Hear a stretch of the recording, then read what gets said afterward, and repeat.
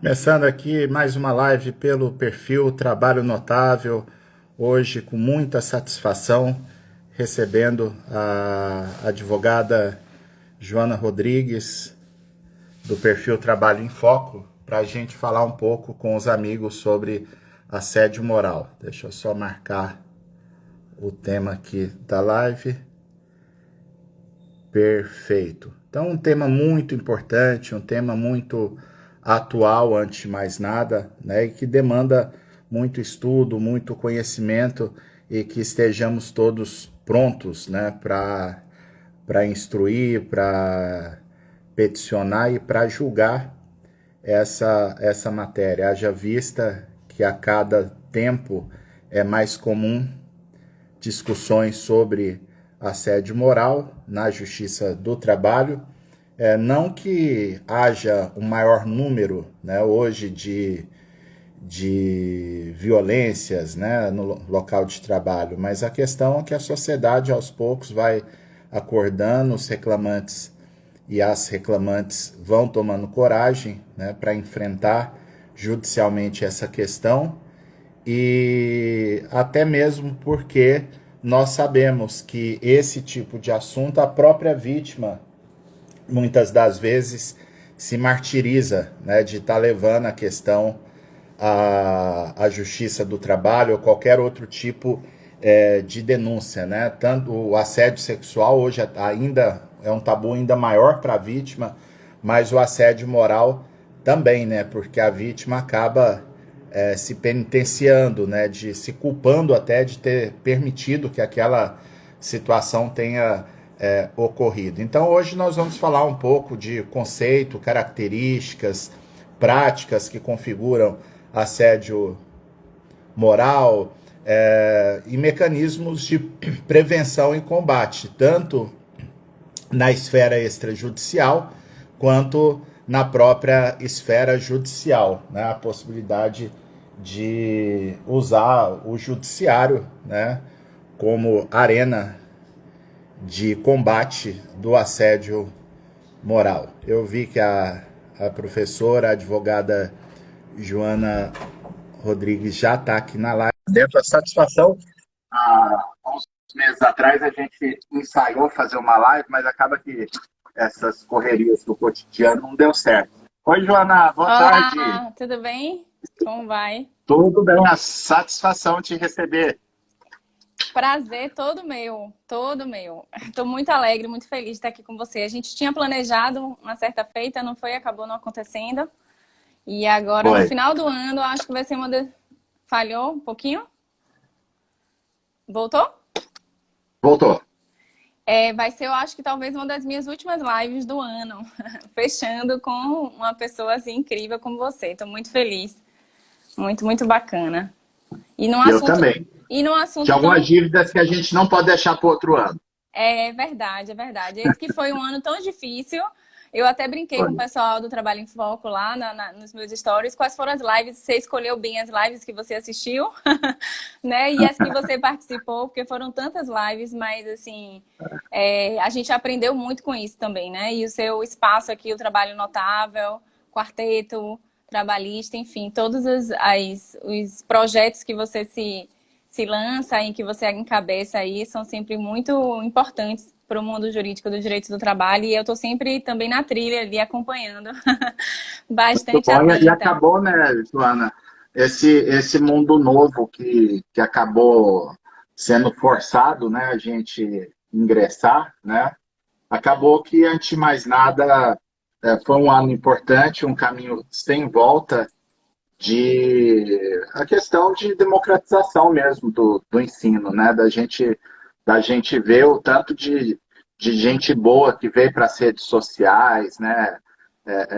Volha, Maurício Piave, né, Elson Verdade. Miessa, já tinham a participação, mas é muito bom, porque isso dá uma opção, né, para as pessoas se capacitarem melhor, né, porque a internet tem muita informação, né, mas a gente sabe que é difícil para as pessoas filtrarem, né? E aí, Verdade. quando eu acompanho, viu, Joana, o seu perfil, muito legal. E Ah, aí a gente vê, obrigada. as pessoas separam ali 10, 15, 20 perfis, que a gente tem uma confiança maior, né, quanto às informações que vêm de lá. E isso, eu acho, que principalmente para o advogado, é bem importante. Sim, eu concordo com você. Eu acho assim que quem conseguiu perceber isso no início da pandemia, no início desse ano, conseguiu entender exatamente isso que você está pontuando, né? De quão é rica essa possibilidade. Você falou de Volia, mas eu lembrei exatamente dela, assim, uma das primeiras lives que eu assisti dela, ainda na época lá da MP 927, depois da 936, que eu vi ela explicando e discutindo. Eu falei, gente, quando que eu seria aluna de Volia Bonfim? Né? É, Quando que eu poderia, aqui em Salvador, enfim, né, dentro da minha logística aqui de vida, poderia assistir uma aula dela. Na pandemia, eu fiz uma live com Bezerra Leite. Eu falei, gente, eu dou aula em universidade, em graduação, e a minha vida inteira eu uso o livro do cara. E eu liguei para ele na é, cara de pau e falei, vamos fazer uma live? E ele falou, vamos. E aí a gente fez uma live. Então, isso realmente é muito grandioso. E quem soube aproveitar, sabe, com certeza está saindo desse ano mais fortalecido, né, no sentido de conhecimento e até mesmo de, né, como pessoa mesmo, porque quando a gente aprende, através do conhecimento, a gente também evolui e amadurece para a e vida. acaba também, né, Joana, que tem o outro lado da moeda, né? Porque para os professores, em especial aqueles professores que são autores, né? É muito importante essa interação com o público, porque é uma troca, porque se a gente for pensar aí, sei lá, 5 anos, 10 anos atrás, qual que era o curso normal da história, né? Um autor, igual você citou aí, o Bezerra Leite, né? Muito querido da gente e tal. Um autor como Bezerra Leite, ele publicava o livro dele no começo do ano, e deixava, já num tempo mais moderno, né, o e-mail para receber críticas, sugestões. Antes era a carta manuscrita mesmo. Né? Então, ao longo do ano, o autor ia interagindo, né, iam surgindo ali perguntas interessantes, verificava alguns pontos que tinha que melhorar a abordagem ou trazer temas novos. E agora não, a gente está na live e vem uma pergunta aqui, às vezes da pessoa que pode até estar começando na advocacia, né, uma pessoa sem muita experiência ainda que seja, mas vem uma pergunta aqui como uma bomba. Você fica 2, 3 É, dias pensando naquilo, fala, putz, como é que realmente aquela questão é muito boa, a gente precisa resolver isso. Então, é da própria dinâmica, né, da verdade. sociedade, dos fatos, que está muito veloz. Né? Verdade. Eu queria registrar, viu, Fabiana, antes da gente entrar aí no conteúdo Sim. propriamente, que assim, eu já falei isso agora no início, mas dizer que assim, você falou de democratização do conhecimento, mas assim, o seu canal lá no Telegram e assim, as outras plataformas que você usa, eu sei que muita gente que está nos assistindo aqui também te acompanha por lá.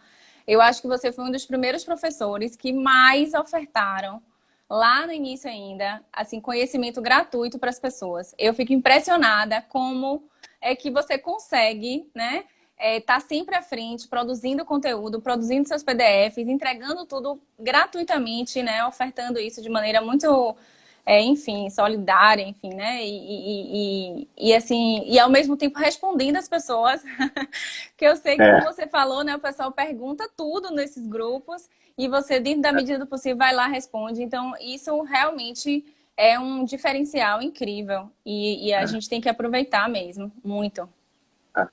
valeu, Joana. Eu fico feliz. A nossa proposta, eu tenho falado isso, que o Trabalho Notável é um projeto que a gente criou para disseminar conteúdo gratuito, de alto valor, e de vez em quando, até para manter o projeto, a gente vende algum produto. Né? Isso, Mas a ideia é essa mesma, e não é fácil às vezes, né? Porque, mas é um investimento de tempo. Igual eu acabei de falar que, igual a história do livro, para mim também quanto mais pergunta eu recebo e respondo, ou tento responder, para mim também é maravilhoso. Igual lá no treinamento, o Expert em Recursos de Revista. Eu passei de 150 reuniões pelo Zoom com os alunos. Toma tempo? Toma, mas é investimento, porque é ali que vai surgindo pergunta para eu falar, ó, Isso, a aula tal eu preciso dar um reforço porque o pessoal não está sabendo muito bem o que fazer. Então, a gente sempre tem que pensar isso, né, João, nessa participação nas redes sociais, seja qual for o propósito, né, de quem vem para as redes sociais, a gente sempre tem que pensar como uma troca, porque aquele isso. professor ou aquele advogado que vem para a rede social se sentindo lesado, né, de achar que as pessoas estão tomando vantagem de estar meio que explorando, né, um conhecimento assim, é melhor nem vir, porque Verdade. não é por aí. E, Né? e falando assim, democratização do conhecimento, eu vi que Lara entrou aí, Rafael Lara é outro que é também assim super, né, ativo e proporciona muitas coisas boas, enfim, muito conteúdo lá no perfil dele. É um outro que generoso, que tem essa característica também muito bacana. Entrou aí brincando com Tá você. até difícil a gente fazer a live hoje, viu? Porque eu vi aqui, tá a Daniela Crepaldi está por aqui, a Ana Ah, Silvia querida. Coelho, a conselheira Tânia, né? Então tá show de bola. Ai, Vamos começar então, que né, Joana? maravilha! Vamos. Muito, é um prazer mesmo, muito feliz. E agradecendo aí a É, todos que estão aqui acompanhando. isso. Vamos começar então. O que que acontece? A nossa live vai ser sobre assédio moral, um tema que é difícil, porque, embora a gente tenha algumas obras, né, Rodolfo Pamplona, em especial, escreveu muito bem sobre esse assunto, né, a Adriana Calvo também, outros Sim, colegas professores, mas é um tema ainda em construção. A gente esbarra até mesmo, né, Joana, no problema da conceituação do assédio moral, né, que aí acaba assim, que pode parecer um tema preocupar com um conceito, pode ser uma questão meramente acadêmica, mas não é, né, porque isso vai ter implicações do ponto de vista prático. com certeza. É um item extremamente relevante, né? Assim, até para processualmente falando. E aí É, a gente, quando chega lá no final, a gente vai falar ainda possivelmente lá sobre a Convenção 190, que é também objeto aí de análise bastante aprofundada por Rodolfo e acho que é um material que ele tem um livro, né? Ele e uma outra advogada. Mas, assim, volta novamente para o conceito. Então, esse conceito de assédio é tão importante que quando a gente vai debater a ampliação dele, a partir da perspectiva do diploma internacional, a gente volta no ponto central, que é exatamente o entendimento do que esse assédio, né? A diferenciação entre assédio sexual, enfim, né? E outras condutas que possam ser geradoras de um dano, né, que possa vir a ser objeto de reparação, mas que não necessariamente se configure como assédio moral. E a gente sempre lembrando, né, Joana, porque você falou uma palavrinha aí no começo que para mim é fundamental nesse debate, né, que pode ter implicações processuais. E aqui eu gostaria de fixar um primeiro ponto de entendimento meu, né?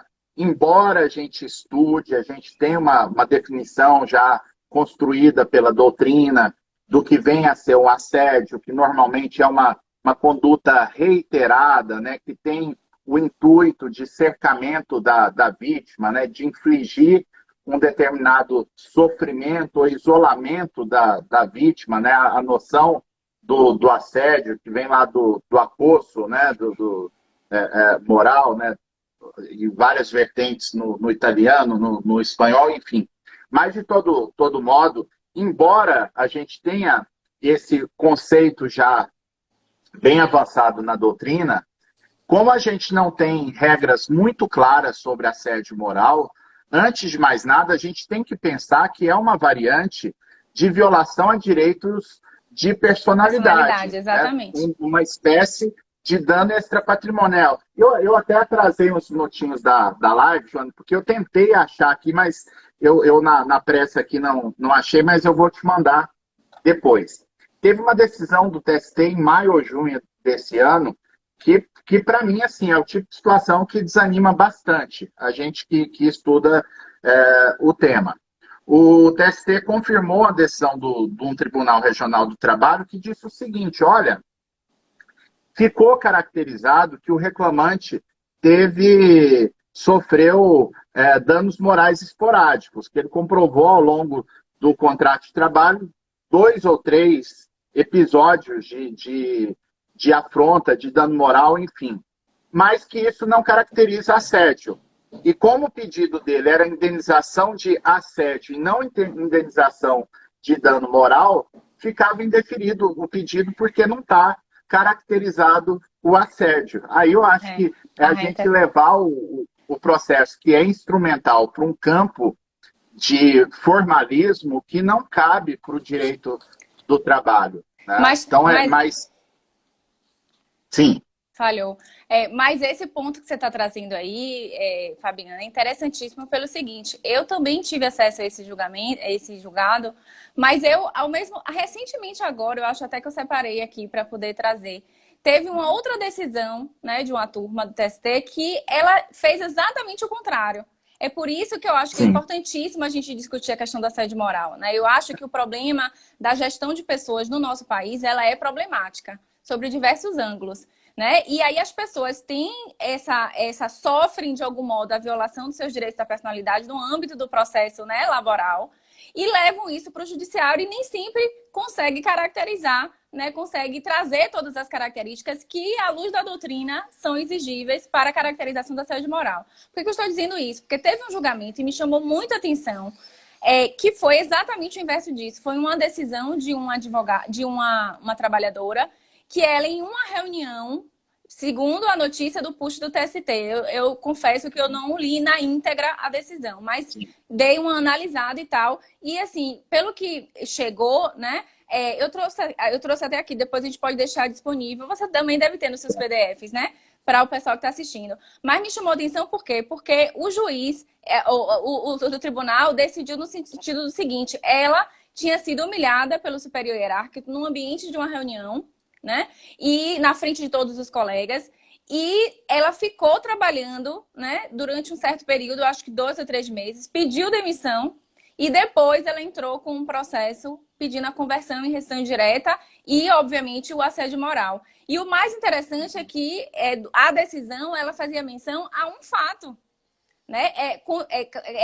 Registrava que ela tinha se mantido trabalhando e que aquilo tinha, enfim, né, que tinha gerado um sofrimento a ponto dela não conseguir mais permanecer no trabalho e pedir a demissão, mas em nenhum momento da decisão se refere a condutas reiteradas, né? Me parece que aí, nesse caso, houve um entendimento, né, assim, para a Frentex, digamos assim, dentro dessa perspectiva que você trouxe, porque eu até me lembro que eu polemizei isso lá no Trabalho em Foco, porque não há, né? E aí, nesse caso, havia uma conduta específica, que eu acho que é a chave da discussão do assédio moral, né?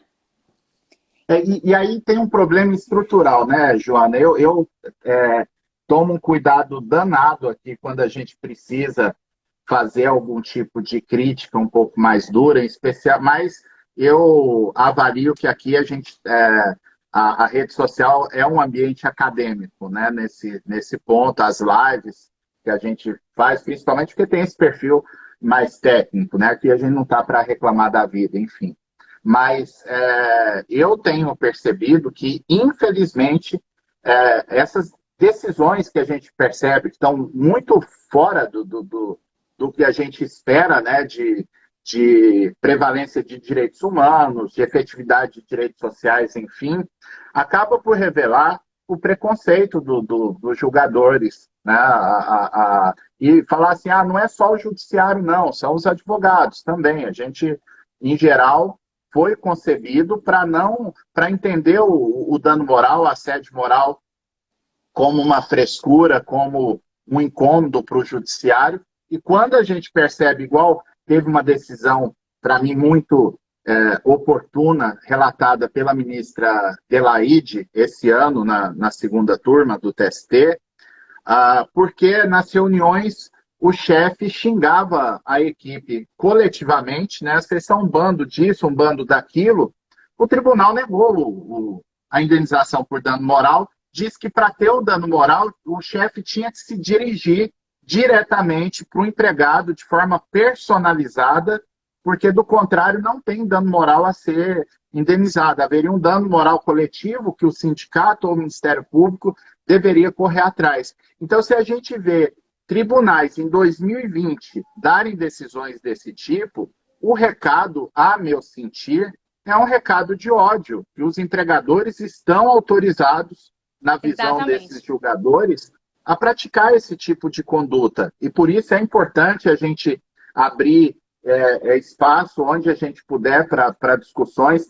A conselheira Tânia, que está aqui com a gente, ela está liderando um grupo de estudo, uma comissão no CNJ, que até eu vou participar também, sobre prevenção e combate de assédio sexual, moral e discriminação no âmbito interno do Poder Judiciário, que a gente sabe que tem muito. E a capacitação para a gente expurgar esse tipo de prática no próprio meio corporativo do Poder Judiciário, isso pode capacitar melhor, né, nossos juízes, nossos servidores, para chamar a atenção do tema, porque o que a gente percebe que muitas vezes é uma falta até de empatia. Né? Eu lembro que muita gente, né, Joana, defende, fala, não, para ser dano moral, você pensa, se aquilo tivesse acontecido com a sua mãe, com seu irmão, com seu pai, com seu namorado, amigo, enfim, é porque tem dano moral. Só que aí tem um problema, né? Porque vai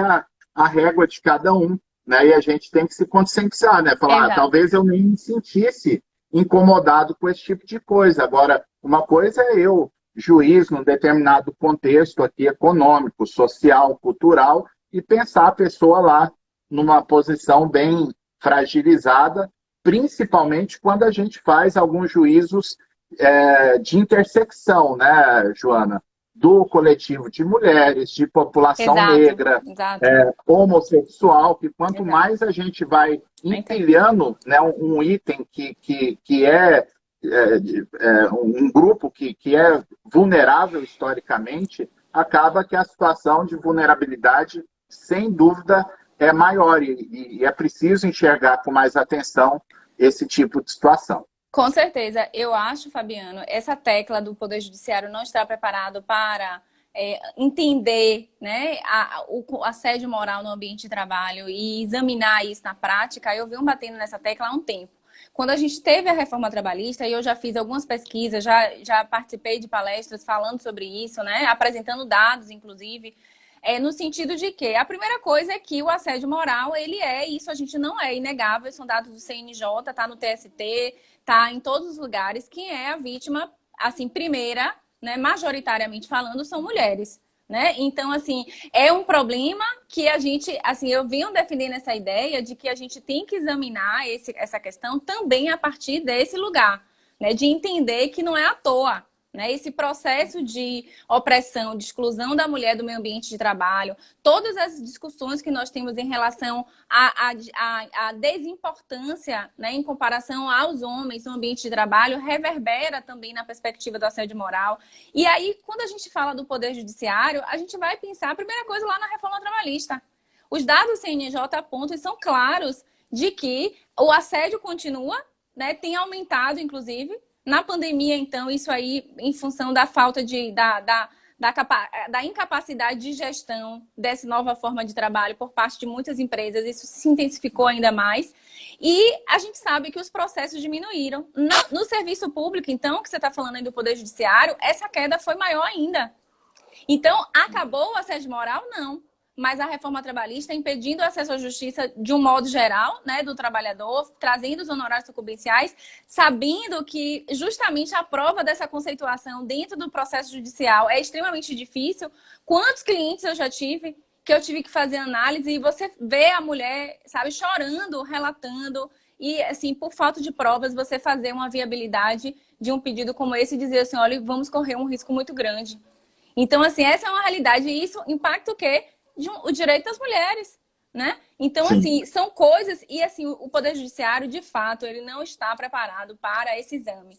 Assim, eu acho que a gente tem que convocar também um pouco a questão da advocacia trabalhista. A gente vê muitos juízes falando isso, né? Vocês dizendo, olha, a gente julga o que é levado pela advocacia, né? As teses, elas chegam ao tribunal, as turmas do TST, em virtude daquilo que foi trazido lá atrás. de um certo modo, né, e assim, convocar essa advocacia trabalhista para entender e para saber trazer essa argumentação de modo que a gente provoque esse judiciário, a gente remexa essa realidade, que não dá para ser da maneira como está sendo. A questão do feminicídio, que agora, né, assim, está muito pontuada, o Poder Judiciário atuando e falando sobre isso. Eu falei, ó, vamos trazer essa discussão e a necessidade de adaptação ou de capacitação do Poder Judiciário também na perspectiva do direito do trabalho, também na perspectiva do assédio sexual e do assédio moral. Essa é uma questão, é uma chaga dentro do direito do trabalho. A gente não tem como negar, os dados estão aí. E é difícil, né? Porque por mais drásticos que podem ser as consequências jurídicas, né, para o empregador ou mesmo para o ofensor, né, para o assediador, a gente sabe que a própria vítima se sente muito incomodada, né, Joana, em todos os aspectos. E não é só para levar para o Poder Judiciário. Esse ano me impactou muito uma decisão da sexta turma do TST, que é uma turma que eu amo de paixão, que acho que é fora que é uma turma que professa um direito do trabalho mais puro, mais protecionista. Tem um trio lá que é fantástico, inclusive do ponto de vista técnico, né? Que são os ministros Lélio, o Augusto César e a ministra Kátia. A ministra Kátia foi relatora de um processo que havia uma discussão de feminicídio, inclusive para fins de caracterização de acidente de trabalho. O regional negou tudo. A trabalhadora, pelo menos a questão do acidente de trabalho, ela ganhou. Ela sofreu uma ofensa do ex-marido, do companheiro, no local de trabalho. Então, reconheceu-se o caráter acidentário porque foi durante a jornada. Agora, eu imagino que para a ministra Kátia, pela sensibilidade social dela, deve ter sido muito penoso analisar a questão do dano. Tinha um pedido de indenização por parte do empregador. Né? O pedido foi negado porque a empresa, comprovadamente nos autos, ela não sabia que a empregada estava com a medida protetiva de Lei Maria da Penha. Porque se soubesse, fatalmente o empregador tomaria um cuidado redobrado e aí sim, furado o esquema de proteção dentro da empresa, a empresa responderia por aquilo. Né? Mas a gente sabe que muitas vezes, né, Joana, a mulher ela vai esconder essa informação do empregador, dos colegas de trabalho, primeiro pela própria vergonha pessoal, né? E segundo, pelo próprio receio de perder o emprego, porque ela acaba achando que ela passa a ser um peso muito pesado para o empregador manter no campo de trabalho. A gente entra lá na teoria do teto de vidro, né, Fabiano? Que vai trazer justamente esse entendimento, né? Então, a mulher, ela fica com medo de fazer determinadas abordagens no ambiente de trabalho, porque em si ela já é um problema, né? Ela já se enxerga a mulher como possível geradora de filhos, né? E numa lógica mais cruel, assim, neoliberal da nossa estrutura né, de trabalho, das relações de trabalho, ela já se vê como a vítima em potencial, né? E aí você trazer isso, você revitimiza a mulher, você expõe e você também causa esse medo, né? O que é, assim, a pessoa trabalhar com medo de perder o emprego por conta de uma situação como essa. Né? Então, é sempre muito delicada essas questões. É por isso que eu insisto que assim, a gente precisa tratar do fenômeno pela raiz. No nosso esquema lá, você traz, né, a importância da gente discutir de que maneira que a gente vai resolver isso. Acho que a gente tem que ir por um caminho, né, lá do preventivo, da advocacia consultiva. Também numa perspectiva mais processual, judicial, através desse entendimento do Poder Judiciário. Mas o fato é que não tem como a gente fechar os olhos para enxergar, assim, fechar os olhos de que isso é um problema crônico, estrutural das relações de trabalho no país e que a gente precisa fazer alguma coisa para mudar isso. Né? No campo interno da empresa, Joana, o que a gente poderia sugerir para aqueles advogados que atuam mais na consultoria, no preventivo, poder recomendar para os seus clientes, de adotar medidas que possam combater e prevenir o assédio? Tô vendo aqui os comentários do pessoal falando aqui, né? Na sociedade não acolhe a vítima, é verdade. Eu acho, Fabiano, assim, que a questão, assim, por exemplo, quando a gente pensa em advocacia consultiva hoje, naturalmente, né? E aí não é modismo, é porque é um processo mesmo de caminhar para uma mudança de cultura, de entendimento dessas relações de trabalho. Então, naturalmente, a gente vai falar de compliance, sim. Né, dos instrumentos que o compliance vai poder ofertar a esses advogados para poder modificar essas relações que são difíceis, né? Por isso que eu digo, ó, quem trabalha com isso, quem trabalha com treinamento de contra assédio, né, sobre assédio moral, vai ter trabalho sempre. Porque, infelizmente, essas relações estão sempre, né, necessitando, são sempre uma gestão conflituosa que vai ter essa demanda. Então, o compliance, ele vai poder ofertar, né, digamos assim, instrumentos que viabilizem a prevenção a essas condutas, né? E aí, assim, eu sinalizaria duas coisas importantes. Primeiro, a explicitação, o conhecimento acerca do que você pode fazer, o que você não pode dentro da empresa, né? Então, o trabalhador, cada vez mais que ele tem um conhecimento daquilo, de quais são os limites, né, éticos, de quais são os limites de conduta, de aceitabilidade de conduta dentro daquele ambiente de trabalho, ele tem condições melhores de saber se ele vai violar aquilo ou não e saber as consequências disso. Né? Então, essa é uma questão importante. E, além disso, os treinamentos que são essenciais. Porque, como a gente falou no início da live, a própria conceituação do assédio moral, ela é difícil. Né? Quando a gente fala de uma conduta, né, abusiva de natureza psicológica, você entra num campo de subjetividade que é realmente difícil da gente analisar. Então, assim, você fazer treinamentos, você se preocupar com o meio ambiente de trabalho, você elucidar para os seus colaboradores o que é exatamente um assédio moral, isso você não tenha dúvida que isso você vai evitar muitos problemas no âmbito da empresa. Né? Então, assim, eu acho que essa é uma questão importante, né? Dentro de uma perspectiva preventiva. Agora, dentro de e aí eu não sei se era isso que você ia me perguntar, sobre a questão judicial. Vamos em frente. Mas assim, eu sou até uma estudiosa de compliance. Eu tô igual o né? Rafael, viu, Joana? O Ok. melhor comentário da live até agora foi o Rafael, que botou aqui no chat que eu que perdoe ele, mas ele veio para a live só para te assistir. Então, tamo junto. Rafael, querido. Mas então, eu acho que assim, eu sou uma estudiosa do compliance, sou uma entusiasta do compliance, mas eu acho que assim, a gente tem que ter o cuidado, e eu tenho falado também um pouco sobre isso lá no meu espacinho, né?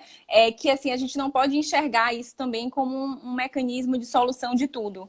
Né? Porque quem faz o compliance são pessoas, e pessoas falham, e pessoas às vezes não têm um compromisso com o propósito específico daquilo que elas em tese defendem.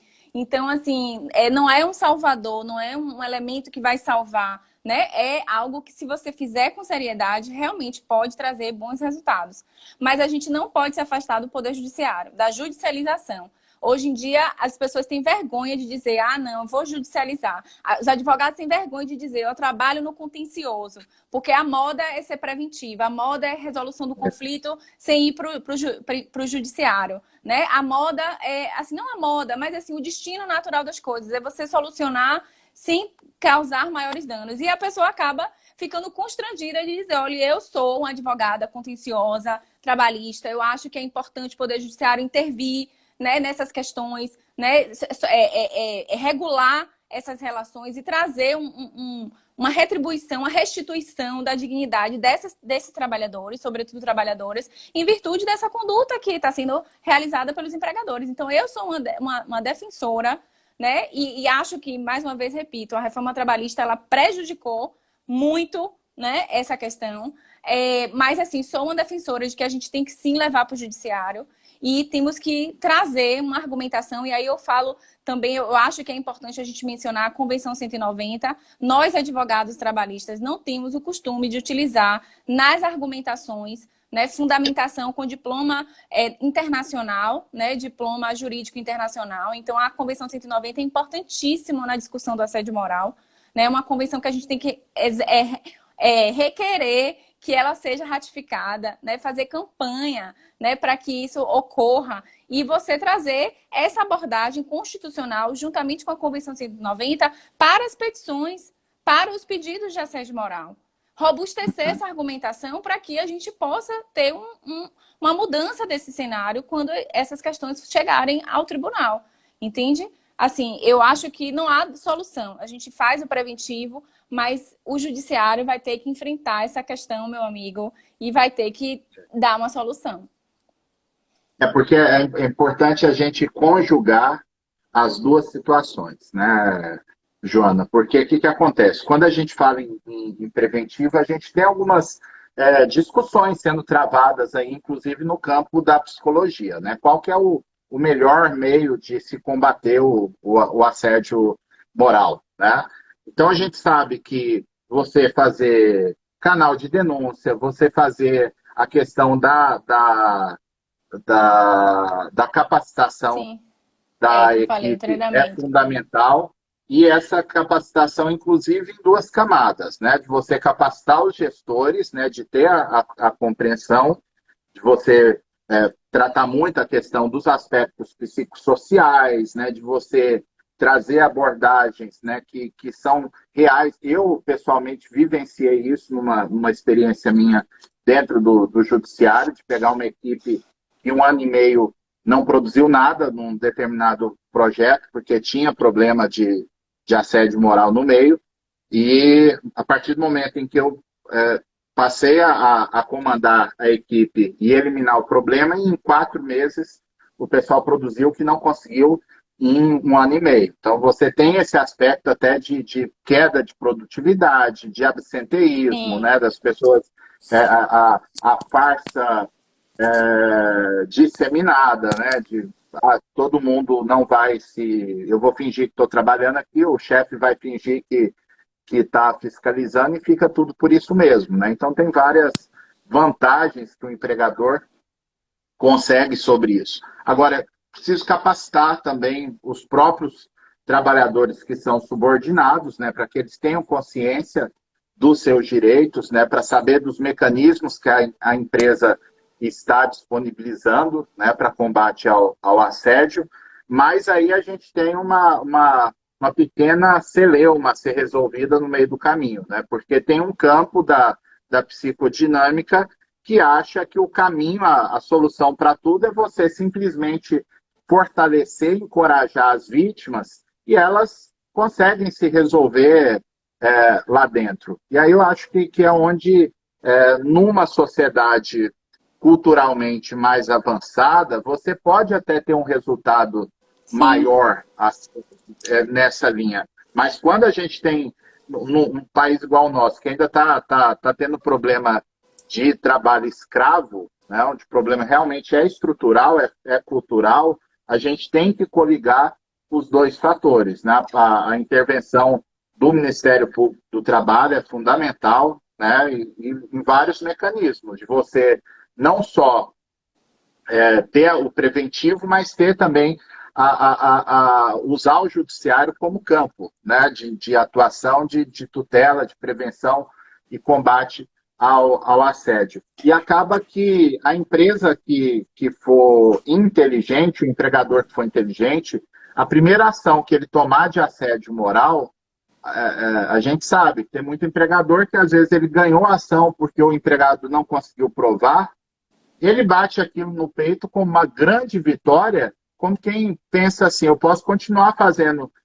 o que eu fiz toda a vida, que nunca vai dar problema. Agora, tem aquele bom empregador que, às vezes, até ele se achou uma vítima ali no processo. Ele acha que o trabalhador estava exagerando, que ele não fez nada de errado com os gestores não fizeram nada de errado. Agora, aquele bom empregador, ainda que a ação no mérito não tenha razão, ele vai pegar aquele exemplo e falar, não, talvez eu exatamente. possa estar errando algum ponto no processo, e aí onde a gente vê, né, Joana, que a advocacia trabalhista empresarial mudou muito o perfil nesses últimos anos, né, que você acaba usando a ação judicial como a matéria-prima para você aprimorar os processos de trabalho dentro da empresa, né? É uma coisa uma coisa alimenta a outra. Você faz o preventivo, se escapou alguma coisa, foi para o judiciário, vamos pensar aqui com a empresa, com os gestores, conversar com Sim. os empregados, o que é possível melhorar. E esse é o caminho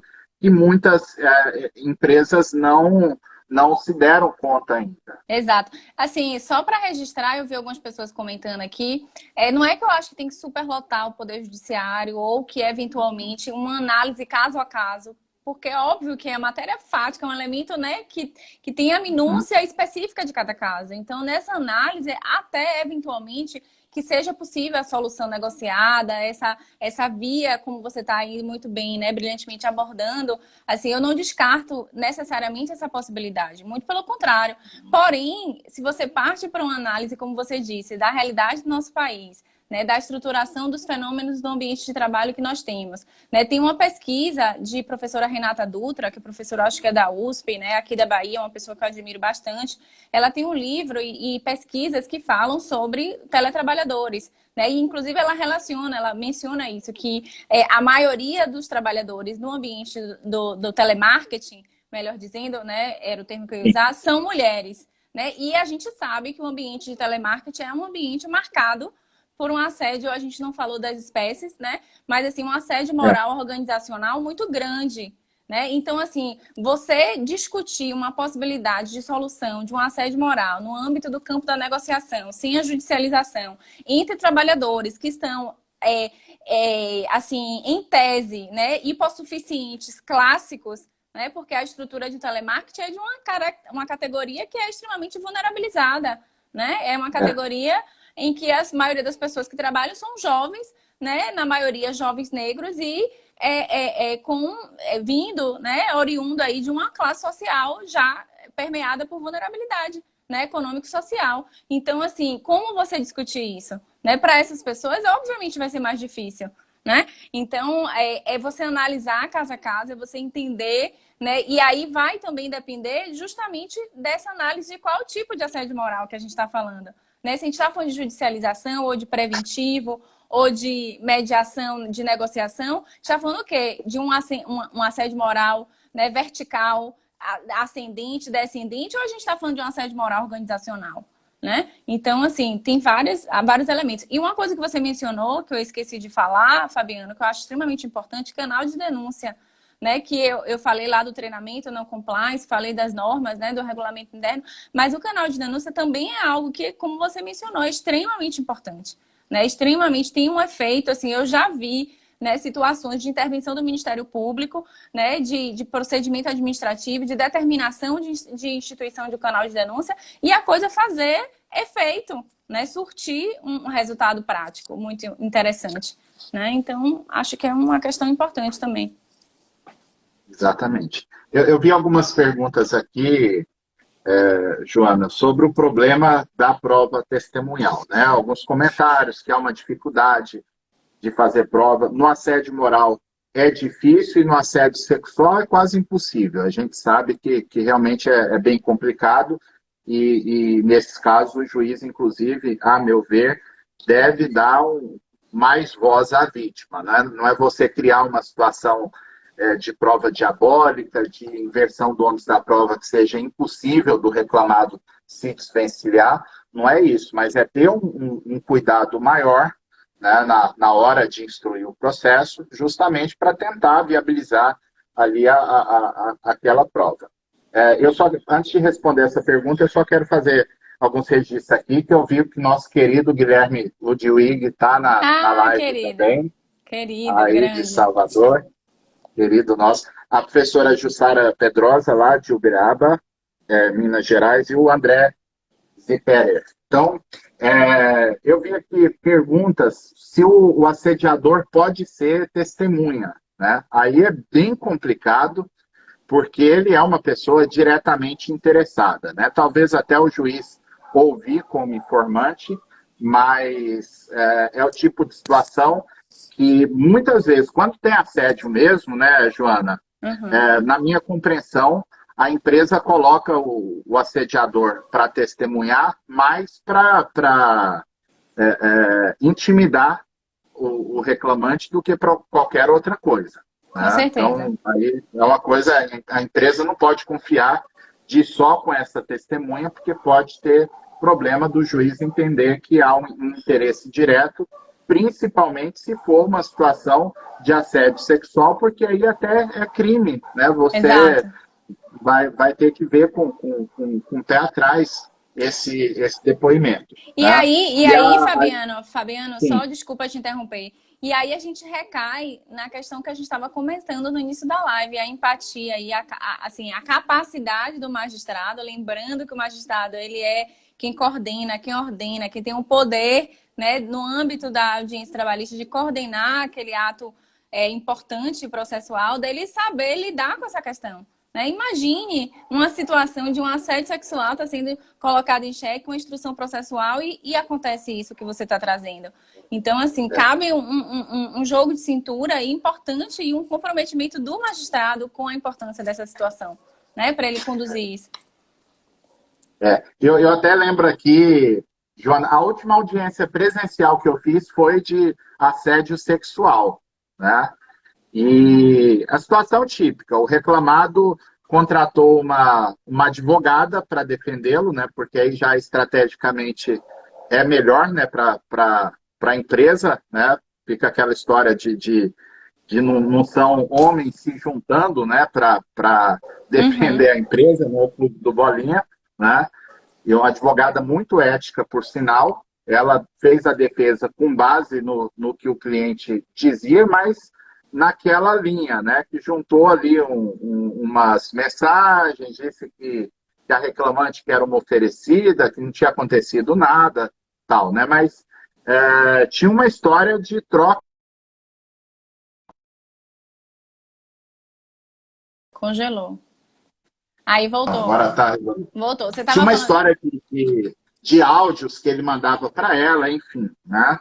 E ele dizia que aquilo não existiu, que ele trocou de aparelho, não tinha mais as mensagens para aferir, mas que ela estava mentindo, né? Então chegou na hora da audiência, eu pedi para ela se ela podia, se ela tinha os áudios ainda no celular e se ela podia disponibilizar, se ela aceitava quebrar ali o sigilo dela de comunicações para a gente instruir a questão, né? Então eu separei as partes, chamei os advogados para o gabinete e a gente foi para dentro do gabinete ouvir os áudios. Eu sei que foram mais ou menos 1h30 ouvindo os áudios, mas chegou no ponto, a própria advogada do reclamado Falou, não falou para precisa mim, mais já. doutor, chega, eu não consigo ouvir isso aqui mais não. Deixa eu conversar com o meu cliente, mas ele vai fazer um acordo. E fizeram o acordo, porque tinha assim, coisas bárbaras, né? E o cidadão dizendo que aí aquela situação, né, Joana, que pode a alegação que ele disse que teve uma situação, nos próprios áudios tinha isso, né? Ela queixava do comportamento dele, ele dizia que aquela mensagem, quando ele tinha mandado, ele estava bêbado, isso e aquilo, como se isso excluiria, né, o assédio. Uma escusa, E aonde a gente lembra, a professora Alice Monteiro de Barros fazia essa distinção do assédio ambiental, né, que uma questão da linguagem chula, mesmo que não tenha efetivamente, no caso do assédio sexual, né, não tenha aquele cercamento mesmo para o ato sexual, isso é irrelevante, né, para a caracterização do assédio. Exato. Mas aí a Gilene pergunta aqui, como fica a prova testemunhal do assédio moral quando ela está ativa na empresa e a única testemunha do fato? Aí não tem jeito, né? É difícil. Muito difícil. A gente sabe que a prova é difícil, mas eu vou te falar uma coisa, viu, Joana? Eu só não falo que eu já vi de tudo em quase 23 anos de magistratura, porque sempre a realidade me prova o contrário, né? Mas eu já fiz audiência em que o advogado pediu para ouvir o preposto sobre o assédio, e eu pensando assim, 8h da noite já, todo mundo cansado, o advogado querer ouvir depoimento de preposto sobre assédio, o cara não vai contar nada aqui, né? Pôs o preposto de banco ainda, né? entregou tudinho, né? Falou, olha, tem mesmo. Inclusive, eu sou humilhado lá quase todo dia pelo gerente da agência e contou Imagine, tudo. imagine. Mas é por isso, Fabiano, que eu acho assim que é um ciclo, né? A gente vai voltando nas mesmas coisas, porque é natural. É assim, a gente retoma o papel da advocacia preventiva e é importantíssimo, por quê? Porque a gente sabe que quando chega no judiciário é extremamente difícil. Essa situação que a colega trouxe aí, né? Como que você vai fazer essa prova? Essas são situações que o trabalhador, a trabalhadora, ela já está em desvantagem. Né? Então, assim, antes de judicializar, o compromisso da advocacia, do Poder Judiciário, da sociedade em geral, é em prevenir esse problema, porque já tem a hipossuficiência aí probatória da parte, ela é clara, ela é explícita. E quando você estava falando, eu estava procurando aqui a resolução que foi aprovada, que foi criada juntamente com a Convenção 190 da OIT, que ela tem um item. Eu cheguei a falar sobre isso em algum evento que eu participei. Ela tem um item, e vi também numa live da Imatra, né, sobre a Convenção 190, um seminário que eles fizeram, falando especificadamente sobre um item dessa resolução que ela traz a possibilidade da inversão do ônus da prova, né, do requerimento, né, da possibilidade dessa inversão quando se trata em situações específicas, obviamente, você não pode generalizar essa possibilidade, em relação ao assédio moral. E também, obviamente, a questão que a gente volta para o conceito, a ampliação da perspectiva conceitual do assédio, que facilita também em relação à prova. Porque se você retira, por exemplo, aquela característica da repetibilidade do ato, isso facilita muito no ambiente probatório você conseguir demonstrar esse assédio. Né? Porque você, como você falou, né? Se for um juiz, né? Se for um juízo que seja ali apegado, né, ao formalismo, né? Você vai ser muito difícil, às vezes, você comprovar essa reiteração dessa conduta, né? Desse excesso, desse abuso de direito que, enfim, que viole ali o psicológico e a dignidade do trabalhador. Então, são elementos que eu acho que estão à disposição, são instrumentos jurídicos, diplomas, né, normativos, ainda que seja internacional, que traz alguma luz aí para a atuação da advocacia nesse sentido da perspectiva probatória. Porque que é difícil, né? A gente sabe que é. E outro registro também, Joana, a Carolina Santos está lembrando aqui de poder usar provas testemunhais e gravações, né? Então, aí a gente lembra a jurisprudência que o STF fixou e que o TST tem alguns precedentes envolvendo, em especial, assédio moral, que é a questão da gravação feita pela própria vítima, né? Sem o conhecimento do interlocutor, do assediador. Né? É um mecanismo que, se o empregado tiver condições até psicológicas, né, de reação, de premeditação até, né, de poder produzir esse tipo de prova, é um elemento que tem sido acolhido na justiça, em especial por uma expressão que o CPC não usa mais, né, no novo CPC, mas estava lá em 73, é um meio de prova moralmente legítimo, né, porque ainda que eu tenha uma certa restrição a esse tipo de prova, eu tenho que pensar, não, nesse caso, não fosse esse tipo de expediente, era nunca que a vítima conseguiria fazer a prova. Exatamente, exatamente. É isso. Eu tive um caso bem assim, que entra aí nessa ideia sua, que foi assim, um choque para mim, porque era uma pessoa conhecida que estava vivenciando um assédio moral no ambiente de trabalho, e como ela era conhecida, ela entrou em contato ela fez, digamos assim, uma consultoria preventiva, né, para saber de que maneira ela poderia estruturar as provas para comprovar esse assédio, e assim, mesmo assim foi difícil. Né? Mesmo assim, mesmo com orientação, no momento ali do processo, foi assim um parto para fazer ela se sentir segura a ponto de... porque assim, o trabalhador, a trabalhadora, ela já vem fragilizada para um momento como esse. Né? Por isso é importante também, aí eu vi alguém falando sobre constelação, né? Sobre a importância né, de uma advocacia humanizada, porque assim, trazer segurança para essa trabalhadora, né, de que ela vai poder, de que isso é possível comprovar, de que aquele elemento probatório que ela tem digamos assim, né, é um arcabouço assim, relevante para o objetivo que se propõe com a ação. Então, assim, tudo isso é difícil, porque até a própria pessoa que vivenciou isso, que buscou uma ajuda antes, já tem essa dificuldade, foi muito emblemático para mim. Imagine quem não tem essa oportunidade, né? É muito complicado mesmo. Agora, essa Olha, ideia esse caso aqui eu achei bem interessante. Você viu aqui o Ítalo dizendo: o assediador foi ouvido como testemunha, né? Aqui, ó, tem um caso que eu juntei em WhatsApp gravações, o assediador foi ouvido como testemunha, falou que era apaixonado pela reclamante, que estava sofrendo por amor não correspondido, chorou, e aí ele não disse o resto ele não diz o resto da história, mas Meu dose. Deus. Porque aí tem que separar, né? A ação foi improcedente aí, ó, ele falou. Fazer um registro aqui, está aqui na live também o professor e juiz Diego Petati, lá do TRT2, né? Muito, muito bom. Eu queria falar uma coisa aqui, e deixa eu ver se eu lembro. Ah, tá, lembrei.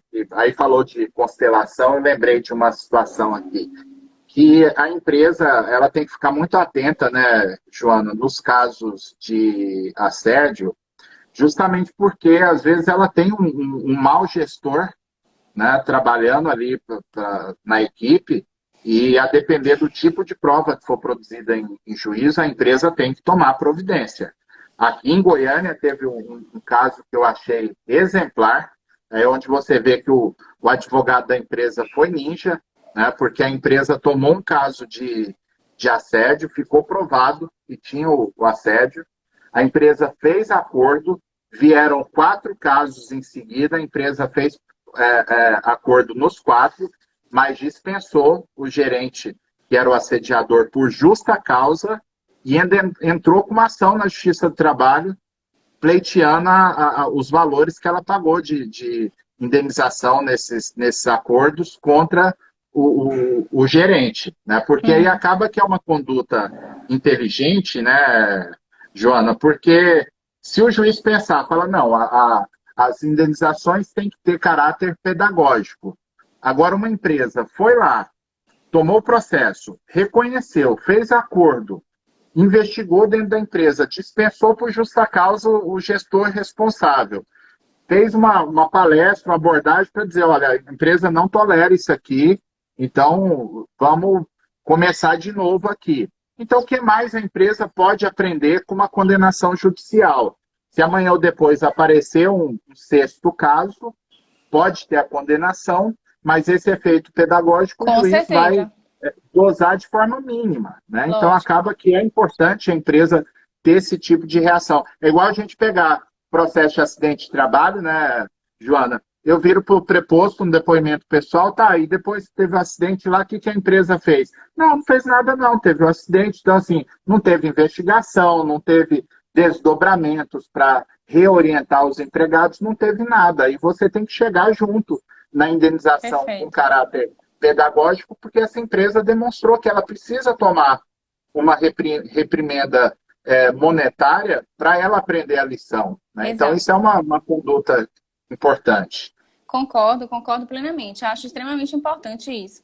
E, assim, valioso o empregador que consegue ter essa dimensão e esse pensamento futuro, né? Que, de certo, isso foi algum advogado que auxiliou ele no sentido dele entender isso. Né? Que até, e dar justa causa, né, Joana? É tranquilo pensar nisso. Exatamente. Demonstrar essa preocupação e não só demonstrar, demonstrar que cumpriu com tudo que ele estava ao alcance dele, né? Para fazer com que isso não se repita. Isso é extremamente importante, valiosíssimo. Com certeza. Tem uma pergunta aqui da Mônica Alves Feitosa, bem complexa. Como instruir de forma telepresencial o caso de assédio sexual? Né? Se a gente acredita que é possível a instrução. Até é possível, né? Agora verificar.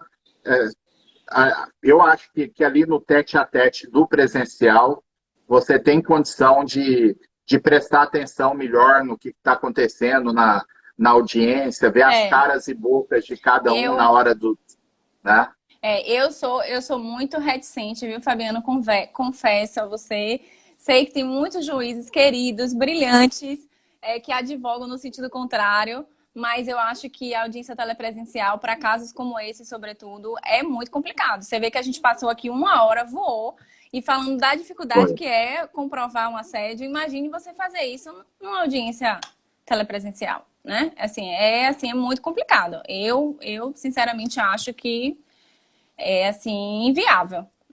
Posso estar sendo taxativa demais, posso ser que eu mude minha opinião no futuro, mas a priori eu vejo assim como algo absolutamente contrário e assim violador, sabe, enfim, da possibilidade até de acesso à justiça no sentido mais amplo, né? De você ter um resultado útil ao seu processo e compatível com a possibilidade, né, de usufruir de todos os recursos necessários para você fazer a sua prova no processo. Então, se você analisa isso sob uma perspectiva mais aprofundada, você vai dizer, ó, uma audiência telepresencial aqui está me incapacitando de realizar a melhor prova possível numa situação que é extremamente delicada. A gente está falando de assédio moral, a gente está falando de assédio sexual, né? Não existe. Eu vi uma pergunta muito boa aqui também do Carlos Alencar, um querido, que está sempre com a gente aqui nas lives. Ele disse o seguinte: estou pensando em requerer uma perícia médica com psicólogo, psiquiatra, no caso. Não sei se é possível. É sim. Só que aí eu destaco um ponto, né, Joana? A perícia que pode ser tanto com psicólogo quanto com um psiquiatra, vai depender do perfil de perícia que eu quero. Agora, eu só faço uma ponderação, né? A gente quase nunca faz isso, porque quase nunca tem pedido, né? Mas quando for fazer, dependendo do caso, é interessante que eu faça a perícia não só na vítima, né? Porque pode ser interessante você fazer a perícia, ver o perfil da vítima, da forma como ela aborda o psiquiatra ou o psicólogo, tem condições, né, de aferir melhor a seriedade daquela denúncia, mas pode ser feita a perícia também no suposto assediador. É claro que aqui a gente tem um problema de que ninguém pode fazer prova contra si, esse e aquilo, mas o juiz pode impor, inclusive, que se recusar a submeter a perícia, vai presumir verdadeira alegação.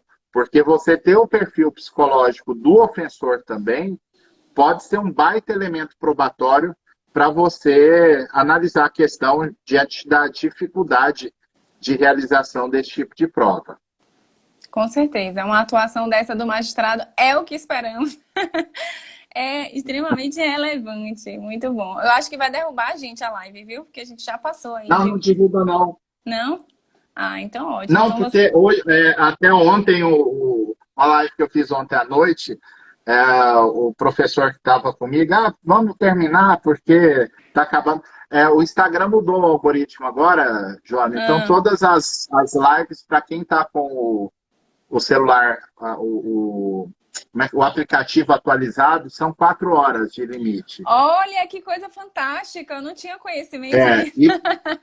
Isso, e no nosso caso, tanto o seu quanto o meu perfil, que tem mais de 10 mil seguidores, é ilimitado. Se quiser passar 24 horas numa live, bater o recorde para ir para o Guinness, está valendo. É por isso que o pessoal agora está fazendo coisa, né? Evento no YouTube e transmitindo as horas todas através de live, né? Pelo celular. Interessante isso, muito bacana. O Instagram aí se reinventando. Mas foi uma mudança que teve agora em novembro. Não sabia. Que bom, então. Mas é isso. Eu acho que essa postura... Então, fiquei até mais tranquila agora, viu? Mas eu acho que essa postura que eu brinquei aqui, eu falei, é isso que esperamos. Mas isso é muito sério, sabe, Fabiano? Eu acho assim, que essa sensibilidade ela é extremamente necessária, né? Quando a gente lida com uma questão como essa. Né? Assim, o assédio moral... Né, o assédio sexual, você falou ali da questão da empresa demonstrar que tomou todos os cuidados. E aí, quando a gente vai lá para a advocacia preventiva, quando a gente fala de compliance, a gente fala, olha, o comprometimento da autogestão, você mencionou isso também, né? Você falou o treinamento que seja para os colaboradores, aqui tete a tete, e que seja também para a autogestão. Eu vi uma pessoa, uma socióloga, num IGTV desses aí do Instagram, falando sobre isso, sobre o caso que aconteceu na Assembleia, sem querer polemizar aqui, trazer por perspectiva política, mas assim, porque eu fiz essa relação imediatamente, né, quando eu pensei, porque você vê muito os estudiosos de compliance, as pessoas que falam de compliance na internet, dizendo, olha, se não há um compromisso da autogestão em relação a punir, por exemplo, aquele que tiver eventualmente comprovadamente, né, cometendo assédio através de um canal de denúncia ou, né, reiteradamente tendo condutas que não são desejadas, mesmo tendo esse treinamento, e você ir a fundo naquilo, o quanto que isso é importante, aí eu faço uma reflexão aqui, uma indagação aqui, né, em relação ao compromisso nosso da nossa sociedade com a questão do assédio moral e do entendimento disso para com o que a gente vê, né, aí explicitamente. E aí trazendo essa preocupação, né, em relação ao caso que eu estou aqui polemizando, que é o caso lá da Assembleia, no meu entender, e aí você pode ter uma opinião diversa, o pessoal que está aqui acompanhando também, mas para mim isso ficou claro ali, o assédio, né? E assim, vamos levar a fundo isso? Vamos, qual o tipo de punição, né? Você falou muitas vezes aqui da questão do empregador se sentir livre e autorizado a reiterar uma conduta dessa, em virtude dele não sentir no bolso as consequências jurídicas desse assédio. E nesse caso, né? Assim, quem é que fala de ética, de integridade? Assim, como que a sociedade está exigindo a punição de um caso, por exemplo, como esse, em que ficou claro que a mulher foi ali violentada na sua intimidade, né, em virtude de um ato provocado por um colega de trabalho no exercício da sua atividade. Então, isso não é algo que a gente pode esquecer. Simbólico, né? Muito simbólico, Joana, muito simbólico. porque é uma mulher que furou todos os bloqueios para exercer uma parcela de poder e continua sujeita a esse tipo de situação, né? Exatamente, exatamente. Eu vou só acender a luz aqui, porque escureceu. Exatamente. Então, assim, a demonstração por parte da sociedade, da opinião pública, da advocacia, das pessoas que fazem compliance, que defendem o compliance na prática, porque, gente, você falar de integridade, você falar de compliance, não pode ser só com o seu cliente, que é um compromisso, né? Um compromisso que você está fazendo, né? Então, assim, quando teve o caso, né, da morte do trabalhador, né, negro, né, espancado, assim, a gente viu muita gente de compliance dizendo assim, mas, né, e aí, não sei o que, nananã, cobrando uma resposta, questionando isso. Então, e esses casos de assédio moral que chegam à mídia, que chegam a claramente visíveis à sociedade, né, noticiados, como é que a gente vai lidar com isso? Né? E a situação que aconteceu na Rede Globo, né, no caso lá famoso, que eu nem sei, enfim, não sei nem se pode falar assim abertamente, mas esses elementos... A própria Globo falou, né? Então tá liberado. Esses elementos que eu acho assim, sabe, Fabiano, que é assim, um compromisso que a gente tem que ter com o tema, de seriedade. Então, se você pega o CNJ e você vai constituir uma comissão, essa comissão tem que ter paridade. Essa comissão tem que ter pessoas para pensar as medidas que vão ser criadas, constituídas, né, executadas. Primeira coisa é isso, é ter essa noção clara de quem é que vai fazer isso. Né? Não adianta você criar uma legislação para falar de teletrabalho se você tem um problema que a gente já sabe que o teletrabalho impacta mais diretamente a vida das mulheres por conta da divisão sexual do trabalho, da sobrecarga das mulheres no ambiente doméstico, e você não tem uma participação efetiva de mulheres para fazer valer a perspectiva feminina dentro da estruturação dessa norma. Né? Então, assim, é a mesma coisa do assédio moral, na minha convicção, né? Dentro do meu entendimento. Então, são coisas que a gente precisa se movimentar. Se a gente, enquanto advogado, se a gente, enquanto sociedade, se a gente, enquanto cidadão, a gente não se incomodar com essa epidemia que se chama assédio moral no ambiente das relações de trabalho no nosso país, as coisas vão continuar assim. Vai continuar sendo difícil para o trabalhador, para a trabalhadora fazer a prova no Poder Judiciário, né? Vai continuar algumas, graças a Deus, né? Advogados consultivos que realmente executam com zelo o que é um programa de integridade, de compliance dentro das empresas, ter algum tipo de movimentação de transformação, mas isso não vai ser uma coisa generalizada, né? Isso não vai mudar, de um certo modo, de maneira mais assertiva e concreta o cenário que a gente tem visto E não sou eu que estou dizendo. Entre aí no site do CNJ, entre na história ali da jurisprudência dos tribunos do TST. Quantos casos, eu assino o push do TST, eu fico monitorando quantos casos durante esse ano nós tivemos de assédio moral, de indenização por assédio moral. Então, assim, sabe? Não é uma coisinha. Eu fiquei até muito animada aqui, né? Para falar. É bem difícil mesmo. Bom, Joana, vamos chegando ao final, mas eu estou feliz demais. Foi excelente estar aqui contigo essa horinha. Acho que o pessoal curtiu. Eu vou até gravar aqui o chat que eu deixei correndo aqui no computador, porque muitas questões bem interessantes que a gente não conseguiu responder e, de repente, tirar uns prints aqui para a gente poder gravar alguma coisa depois sobre isso. Eu agradeço e antes de passar a palavra para ti, eu só quero reforçar o convite que amanhã, 9 horas da manhã, vai ser a retrospectiva 2020 do Trabalho Notável. Estaremos eu, Luciano Martinez, Carolina Tupinambá e Antônio Humberto. O evento vai ser no site. Daqui a pouco eu vou disparar o e-mail com o link do site para o pessoal que está inscrito. E na nossa bio aqui do Instagram, no perfil do Trabalho Notável, tem o link de inscrição gratuita para quem quiser participar.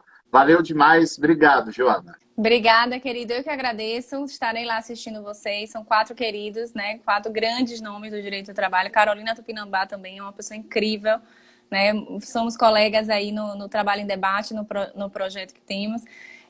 Enfim, Luciano Martinez também, que é, né, uma sumidade, assim, uma pessoa inspiradora do direito, para mim, inclusive. Mas é isso, eu adorei também, foi massa. Hoje foi um dia tão corrido, eu não consegui nem divulgar muito a live. Já cheguei aqui entrando no Instagram. Mas, assim, te agradecer pelo convite. Eu repito tudo que eu disse, isso aqui não é firula, é verdade. Te admiro muito, admiro tudo que você faz, te acompanho, né, desde muito antes. E para mim, estar hoje aqui falando de um assunto que para mim é tão importante, que me motiva, que me mobiliza tanto, justamente no final do ano, é uma forma de celebrar assim, o encerramento de um ano que foi muito difícil, né? Assim, não sou daquelas que fica, ai, que maravilha, blá, blá, blá. Não, foi um ano difícil mesmo, né? O Brasil está em crise, tem muita gente desempregada, né? Vivendo penúria. Teremos um ano de 2021 muito complicado na Justiça do Trabalho, inclusive. Então, acho que não é hora da gente estar fazendo grandes celebrações efusivas, por mais que tenhamos motivos pessoais para isso. Mas, assim, esse aprendizado que eu tive, que me foi oportunizado através das redes sociais, através do Trabalho em Foco, e estar aqui com você hoje é símbolo para mim de que eu estou num caminho, né, que é um caminho bacana, que é um caminho onde eu posso ser quem eu sou e, enfim, falar de direito do trabalho, que é o que eu mais gosto. Muito obrigada mesmo. Viu? Valeu, obrigadão. Valeu, pessoal. Até a próxima. Tchau, tchau. Tchau.